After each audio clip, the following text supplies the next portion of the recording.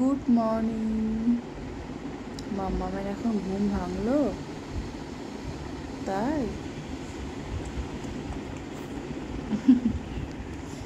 কালকে ভোর 5টার সময় ঘুমিয়েছে। কালকে বলা যায় না, আজকে ভোর 5টার সময় ঘুমিয়েছে, ঠিক আছে। সারা রাত ধরে জেগেছিল।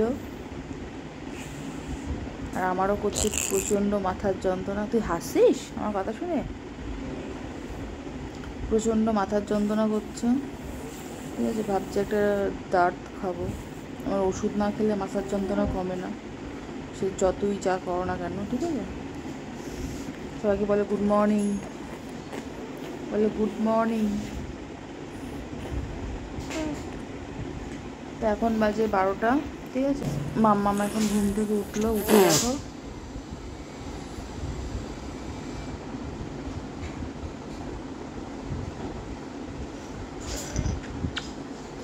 তো ওই সোনাকে এখন ন্যাস্টাম খাওয়াবো। আর সকালবেলা আমি চা খেয়ে নিয়েছি।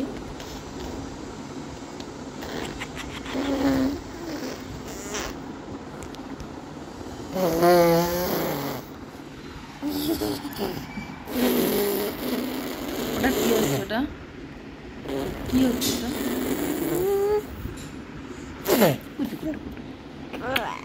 যাই হোক, কালকে মাম্মামকে আমি এরকম কালকে আমি মাম্মামকে অনেক বকাঝকা করেছি রাত্রিবেলা। কালকে রাত্রে আমি অনেক বকাঝকা করেছি, মানে ধৈর্য আর হচ্ছে না। সেই 3টের থেকে 4:30 পর্যন্ত একটা অফ, 3টের থেকে 3টে মাম্মাম 3টের থেকে 4:30 3টের থেকে 4:30 পর্যন্ত একটা না ঘুমানোর চেষ্টা করেছি, একটুও যদি ঘুমায়, ঠিক আছে। তারপরে 4:30টার সময় উঠে আবার ওকে ন্যাস্টাম খাওয়ালাম অল্প করে, খাইয়ে তারপর ওকে ঘুম পাড়ালাম। আর এখন দেখো 12টা বাজে। তো এখন এই একটু আগে ঘুম থেকে উঠলো।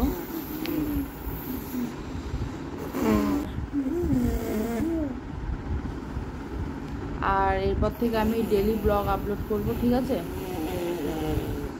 তো মাঝে তো ভীষণ ল্যাদ খেয়েছি, তো এবার থেকে আমি ঠিক করেছি যাই মানে সারাদিন যাই করি না কেন, টুকটাক সে 5 মিনিট হোক, 10 মিনিট হোক, 15 মিনিট হোক, আমি ডেলি ব্লগ আপলোড করব, ঠিক আছে। তোমরা কিন্তু আমার চ্যানেলকে সাবস্ক্রাইব করো, লাইক করো, কমেন্ট করো যে আমার ব্লগগুলো তোমাদের কেমন লাগছে, ঠিক আছে। তো চলো পরে আবার দেখা করছি। সোনা বাবার জন্য খাবারটা করে আনি। সবাইকে টাটা দিয়ে দাও, সবাইকে টাটা দিয়ে দাও। আমি বারণ করেছি কিন্তু এরকম করতে। সবাইকে টাটা দিয়ে দাও।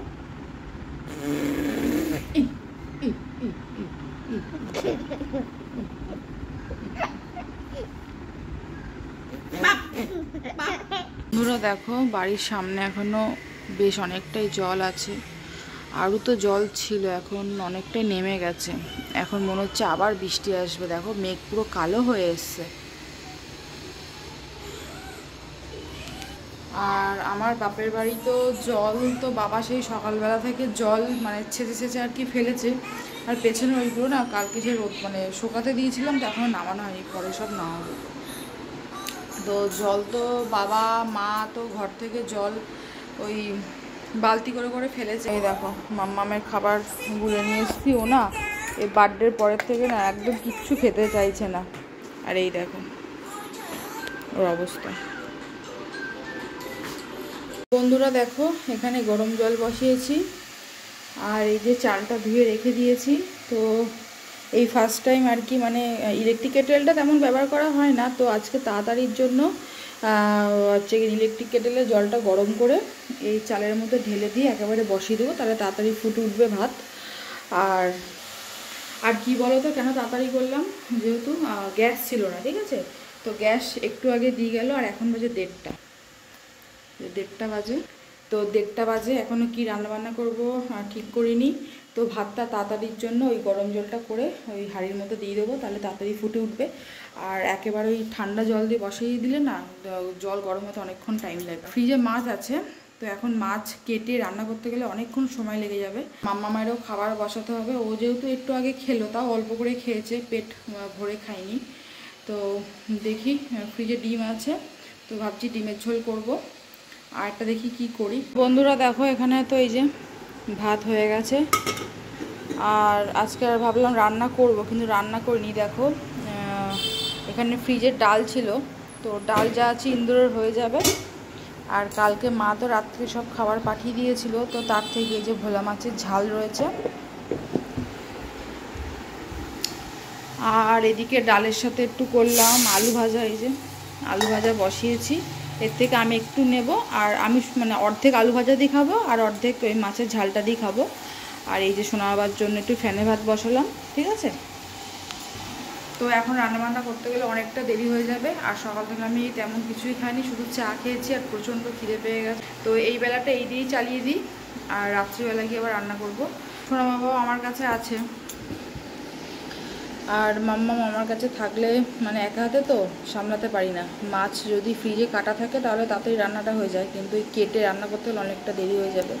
তো আলু ভাজাটা হয়ে গেলে আগে ভাত খেয়ে তারপরে কাচাকুচি করে তারপরে স্নান করব। স্নান করার পরে আবার সোনাকে খাওয়াতে হবে।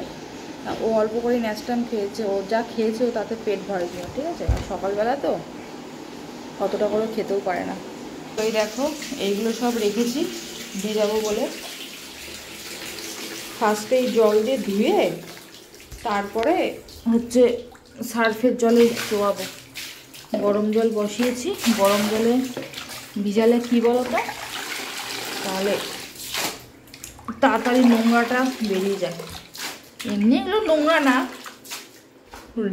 ডেলি জামা সব ছেড়ে রেখে দিয়েছে। আর সার্ফের জলে না দিলে না কী হয় বলো তো, ঘামের গন্ধটা যায় না। আর আমার এমনি জল দিয়ে ধুয়ে ঠিক পছন্দ হয় না। আমাদের প্রত্যেক দিন কাঁচা, প্রত্যেক দিন। এখনো এক গামলি জমে আছে, সেগুলো কবে কাচবো জানি না। আপাতত এইগুলো দিই।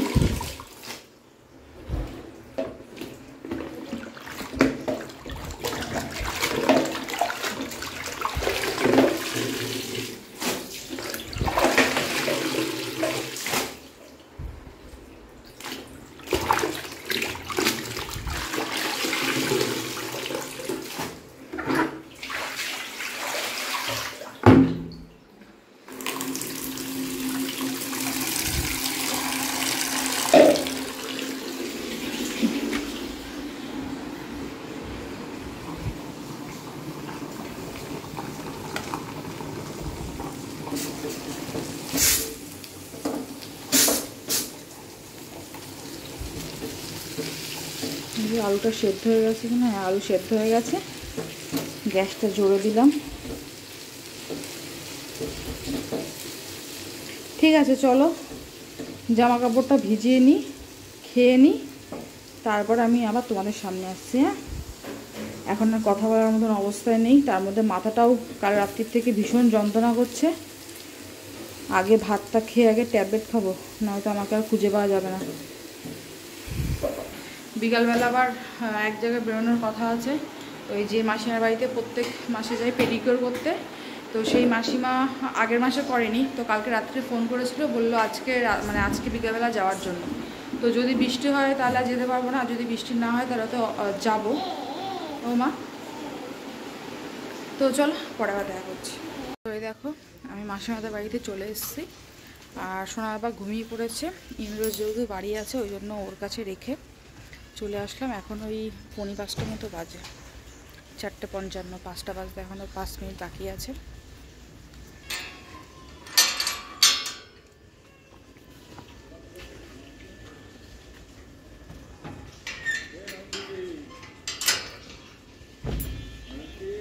ফুলগুলো নতুন হয়েছে।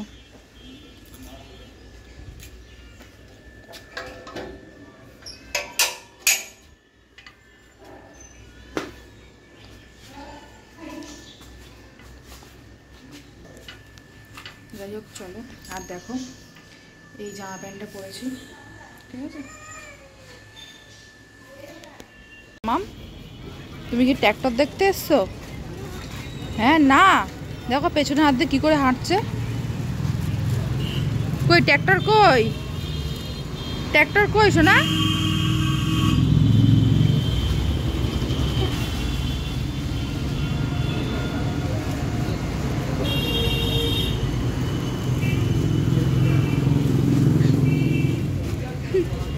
ট্র্যাক্টর দেখতে এসছে। এ মাম ট্র্যাক্টর কই বাবা?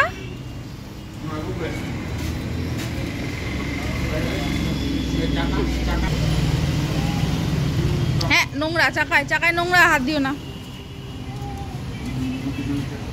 দুই বাপ ব্যাটার অবস্থা দেখো, ট্র্যাক্টরে উঠে গেছে। তুমি কি ট্র্যাক্টর চালাচ্ছ?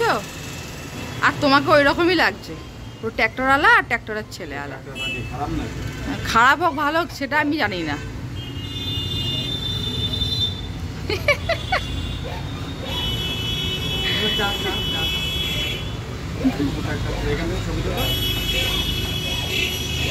তো বন্ধুরা বাড়িতে এসে অনেকক্ষণ, ওখান থেকে আবার গেছিলাম একটু বাড়িতে, ওই আধা ঘন্টার মতো থেকে 9টার সময় বাড়ি চলে এসেছি। ওই বাড়িতে এসে স্নান করলাম, আর দুপুরবেলা যে জামা কাপড়গুলো ভিজিয়েছিলাম সেইগুলো আমি এখন কেচে দিলাম।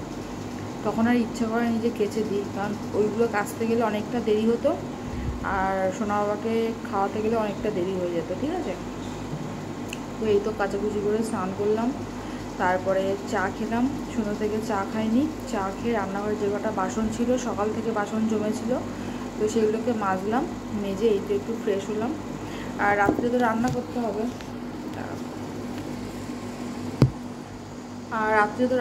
হবে, তো ইন্দ্র বললো যে তুমি আলু ভাতে ডিম ভাতে দিয়ে দাও, শুধু শুধু আর মাছ করতে হবে না এখন রাত্রিবেলা। আর ইন্দ্র বললো যে না আমি আজকে আলু ভাতেটা মাখবো, ওই পেঁয়াজ ভেজে মাখবে। ঠিক আছে, তো দেখি আমার বড়মশাই আজকে আমাকে আলু ভাতে মেখে খাওয়াবে। ঠিক আছে, অবশ্যই তোমার সাথে শেয়ার করবো। তো চালটা ভিজিয়ে রেখেছি। ঠিক আছে, তো এই তো এখন এই 10টা বাজতে এখন 10 মিনিট বাকি আছে, তো 10:30টার দিকে ভাতটা বসাবো, তারপরে গরম গরম ভাত খাবো। তো চলো পরে আবার দেখা করছে।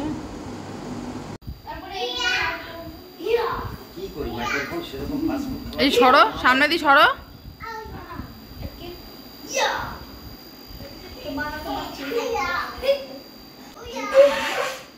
একটু বাইরে আয় বাবা।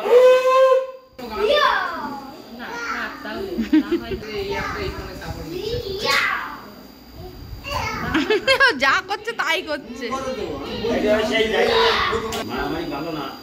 আমার বড়মশাই কি করছে এটা? হ্যাঁ, আজকে আমার পরম সৌভাগ্য, আমার বড়মশাই আমাকে খাওয়াবে রান্না করে। দেখি একটু মুখটা দেখি। আপনি কি করছেন? আমার পরম সৌভাগ্য, আমার বড়মশাই আজকে আমাকে রান্না করে খাও। তো অতটা জল দিয়েছ? মুখোমুখি বলছো অতটা জল দিয়েছ?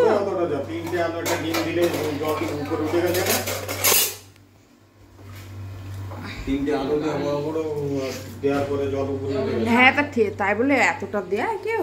একটু কম করে। ও ঠিক চলে আসবে খানে।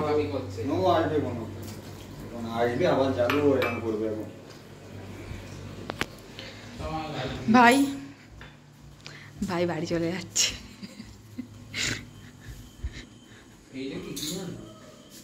কতবার এটা?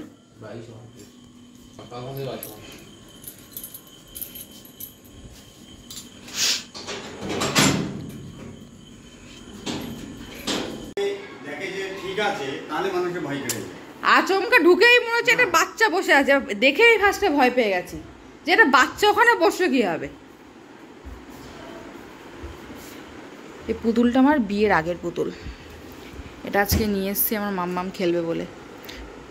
এটা আমি কেনার পর থেকে, হ্যাঁ আছে তো দেখো ফ্রিজে আছে। এই পুতুলটা আমি কেনার পর থেকে কোনোদিনও মানে নিয়ে যে কাছে রাখা বা কিচ্ছু না, নিয়ে শোকেজেই রেখেছি। ঠিক আছে, কিন্তু আমার এই ছেলে হওয়ার পর থেকে এই পুতুলটা একদম মানে পুরো শেষ, মুখটুক পুরো কালো হয়ে গেছে। তুমি এসছো? তুমি নিচে এসছো? এখন বাজে রাত্রি 11:30। চলো আমার বড়মশাই কি করছে দেখে আসি রান্নাঘরে।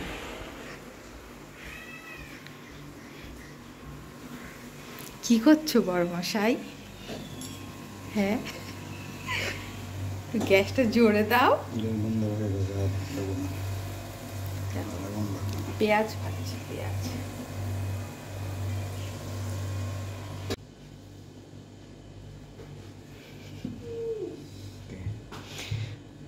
আলু ভাতে মাখা চলছে। উনি নাকি স্পেশাল আলু ভাতে মাখা খাওয়াবে আজকে আমাকে।